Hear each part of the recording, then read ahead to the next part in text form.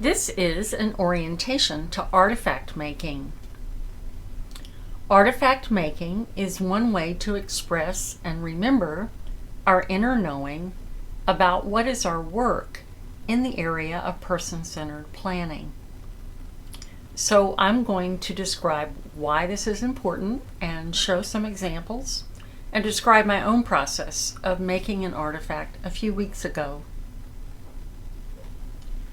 Artifact making usually happens as part of an extended conversation, meditation, and reflection related to reconnecting to our highest purpose, our deepest concerns about our work, and our calling to make a difference in the world.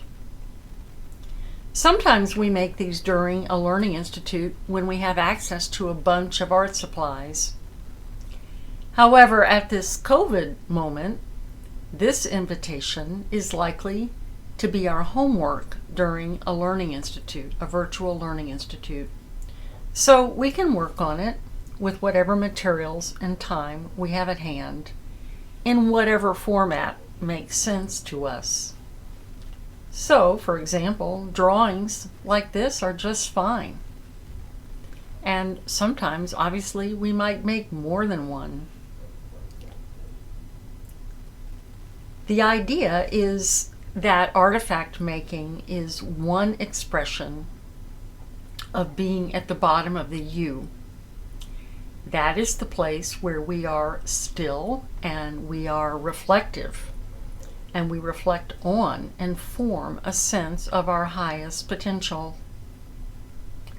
In this stillness, we make some space for imaginal knowing, which is another way to know, so that the unconscious can move into consciousness.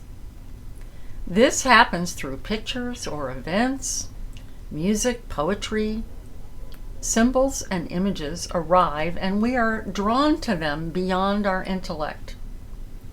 If we can let them in and crystallize them into some kind of artifact, they can strengthen our resolve.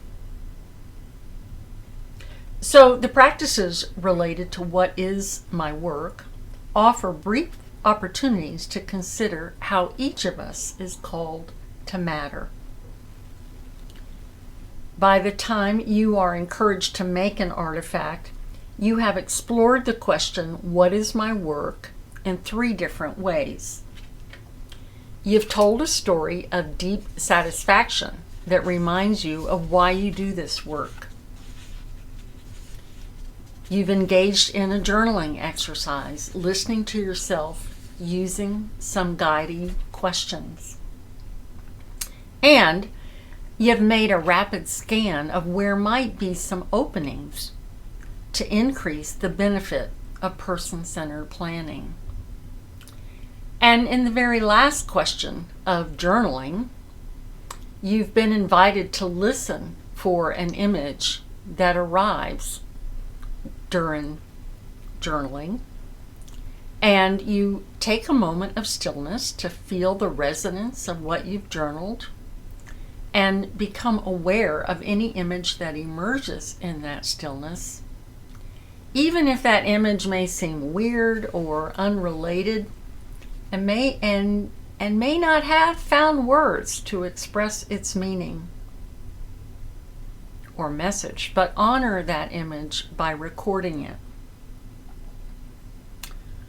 What is an artifact? Well, an artifact is really almost anything that you make, and so you'll decide what is your method, and you're seeing some examples that represent a wide range, from collaging to people making quilt squares, and finding other ways to express and give life to some images and symbols. It's your choice. See what happens. It doesn't have to get complicated. Well, that said, here are some examples. Gabby used some fabric and crocheted this quilt square to strengthen her attention to cultivating pods of goodness throughout her organization. These are places where people can discover new ways to grow. Mary Grace also captured images of growing by focusing on the call to water the roots of a tree, a metaphor for watering our heart and our capacity to love. For Mary Grace, cultivating this quality strengthens working from a place where we are all connected and we hold each person in light of their purpose and meaning. Colleen found an image to strengthen her desire to stay fluid in the process of learning and change. I might add, these days, if you use a Google search, you can find almost any image, as did many of these makers. Well, you can turn that image into your screensaver or make a little poster or print it out and make a collage if you have a color printer. Let's see a few more.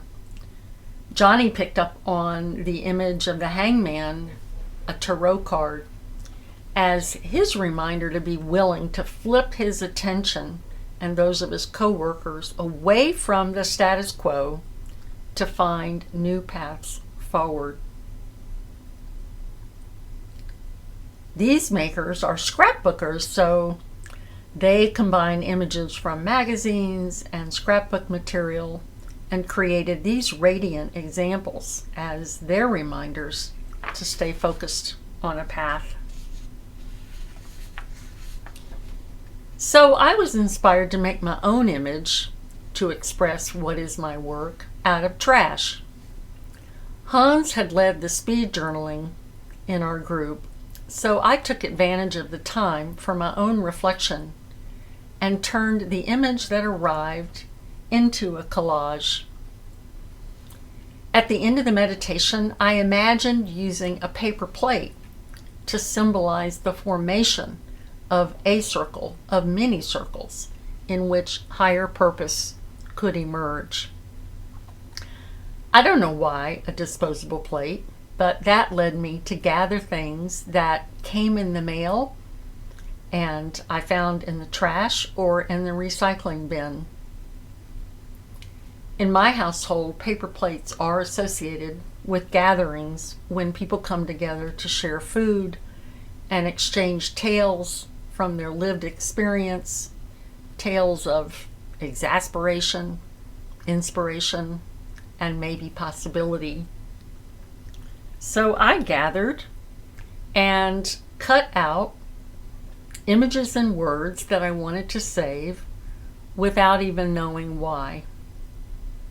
And even in throwing things away, it helped me think about what needs to end and what wants to emerge. So you just stick with it. And in the process of making, you give yourself space to contemplate what matters most right now, to separate what has meaning from what is not so essential, to associate for yourself, well, why am I gathering these images? And to integrate, what is the pattern that I see? What does it mean? And as you're making, or at least as you finish to make, keep playing around with how to arrange and why. What are you saying to yourself? And start to form a little story. Finally, it doesn't matter how it looks. This is my final collage.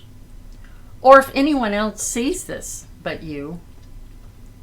What matters is that you took the time and gave yourself the space to listen in a deeper way. That you took the space to bring forth something that wants to speak to you and support you in the journey ahead. To make visible now so that you continue to harvest meaning and clarity from your reflections. We look forward to learning from your artifacts and seeing what happens.